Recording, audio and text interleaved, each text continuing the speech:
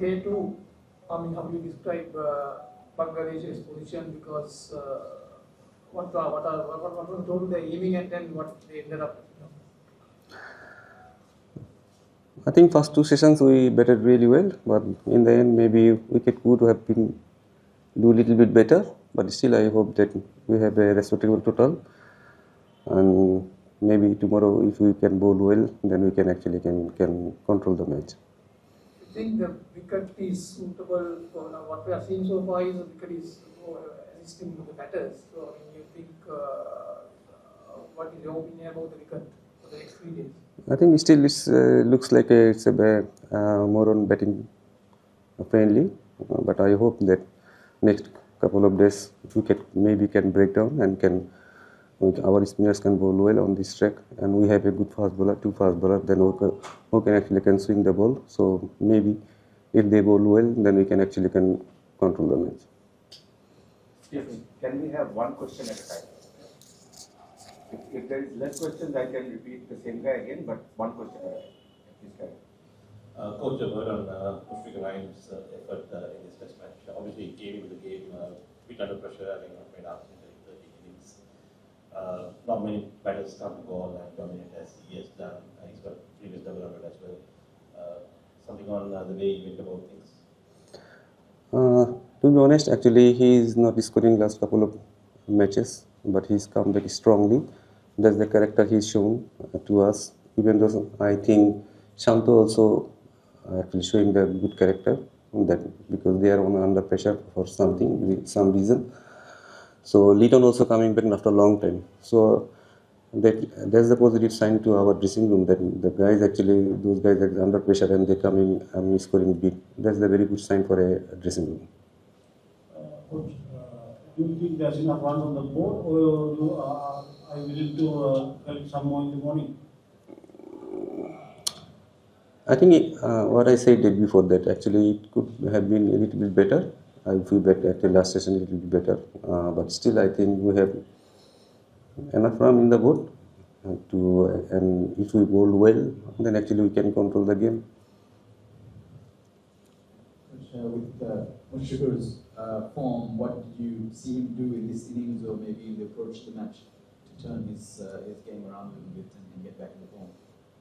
I think he's the guy who can actually inspire the team because he's experienced.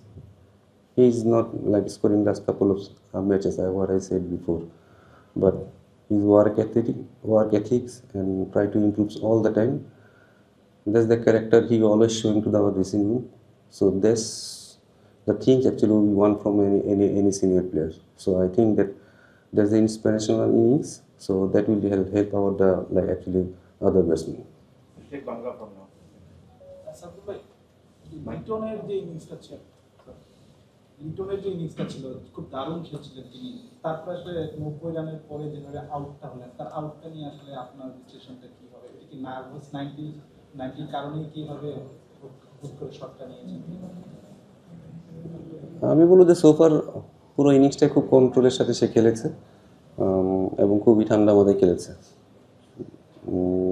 But ওই শটটাই হয়তো সে পুরো ম্যাচে একটা শটই সে হয়তো খুব বাজে শট খেলেছে এটা হতেই পারে ক্রিকেটে বাট আই থিঙ্ক আমি মনে করি যে এখান থেকেও সে এটা থেকে আরও শিখবে সে আমরা আশা করি যে লিটন আরও বড় ইনিংস খেলবে এবং হোপফুলি সেটা নিয়ে কাজও করতেছে আমার মনে হয় যে নেক্সট টাইম সেই ভুলটা আর করবে না আপনি মনে করেন যে মানে বৃষ্টির ব্রেকটা আমাদের সন্দেহজনক একটা ভূমিকা রেখেছে আরেকটা হচ্ছে যে উইকেটের যে সিচুয়েশন আমাদের বোলাররা এখান থেকে আসলে কি পজিটিভ নিতে পারবে পজিটিভটা আমি আসলে ওদের বোলিং থেকেই নিতে চাই কারণ ব্রেকের পরেও তারা বলটা যেভাবে মেনটেন করছে এবং যেভাবে সুইংটা করিয়েছে বা এটা কিন্তু আমরা প্রথম 2 দিনে কিন্তু মানে প্লাস 5টা সেশনে কিন্তু ওইভাবে দেখি নাই সো সেইটা যদি হয় তাহলে আমার মনে হয় সেটাও আমরা হয়তো কাজে লাগাতে পারি তাদের কাছ থেকে সেটা আমরা শিখতে পারি এবং আমার মনে হয় যে উইকেটে হয়তো আমাদের স্পিনাররা অনেক ভালো বল করার চেষ্টা করবে বাট পেস বোলারও আমার মনে হয় যে যেহেতু আমাদের জোরে বলার আছে এবং তারা যদি বলটা ঠিকমতো মেনটেন করতে পারে আমার মনে হয় যে এখান থেকে আমরা আসলে ফায়দা নিতে পারবো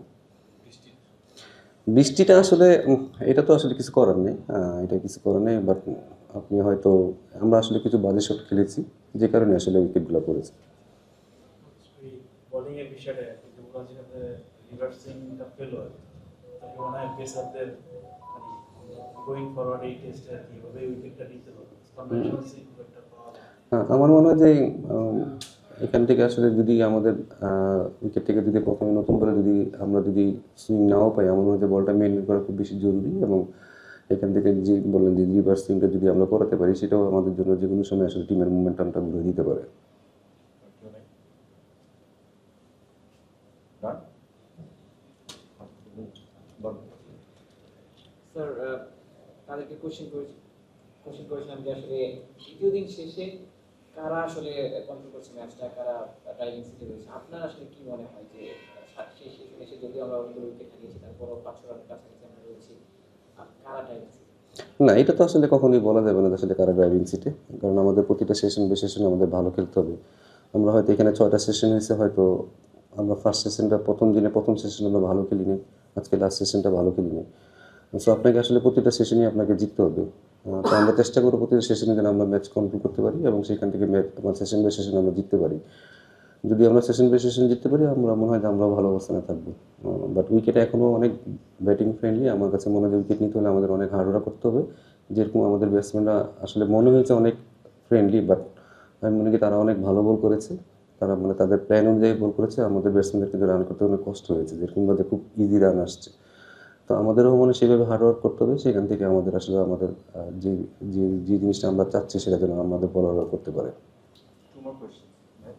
After you are সাজিদ ভাই, শান্তর কথা বলছিলাম। শান্ত প্রথম দিনের যে অনুষ্ঠান, সেখানে আসলে আঙ্গুলে ক্যাচ ধরতে গিয়ে একটা ব্যথা পেয়েছিলেন। আজকে যখন সকালে ব্যাটিংয়ে নামার আগে দেখলাম তার হাতে আসলে ব্যান্ডেজ দেওয়া হয়েছে এবং মাসাজ দেওয়া হয়েছে। তিনি কি আসলে আঙ্গুলের কি ব্যথা নিয়ে খেলেছেন কিনা এই ইনিংসটাতে?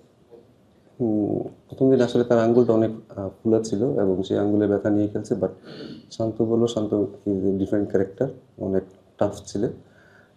ধরেন এত কিছু পরেও ট্রলের পরেও সে তার মাথা যেভাবে ঠিক রাখে, আমার মনে হয় যে সেটা অনেক নর্মালি অনেক ছেলে হয়তো সেটা ধরে রাখতে পারবে না।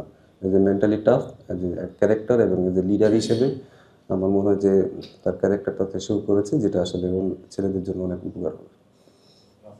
বোলিংয়ের ক্ষেত্রে আমরা তো অনেকদিন পরে এই 4 জন বোলার নিয়ে খেলতেছি, এইটা আর কি ধরনের ডাইনামিক অ্যাড করবে বা আমাদের প্ল্যানিংটা কি হতে পারে আর কি এখানে এই টেস্টে? কারণ আমরা দেখতেছি যে অনেক স্লো রান মানে অনেকক্ষণ স্লো স্কোরিং আর কি। তো আমাদের বোলিংয়ের এগেনস্টে আমরা যে খুব বেশি রিটার্ন ছাড়া যে খুব বেশি অ্যাগ্রেসিভ রান নিতে পারছে তা বাউন্ডারি রাইটার ছিল, ওদের অনেক ডিফেন্সিভ বোলিং করছে। আমাদের 4 জন বোলার যেহেতু এটা নতুন কম্পিটিশন, আপনার কি মনে হয় যে আমাদের কি হওয়া উচিত? দেখুন না, প্ল্যানিংয়ের কথা তো আমি আপনাদের বলতে পারবো না যে আসলে আমাদের কী প্ল্যান আমরা করবো না করবো। তো আমাদের মনে হয় যে আমরা টেস্ট ম্যাচ জেতার জন্য যেরকম পরিকল্পনা করা দরকার আমরা সেভাবেই আগাচ্ছি।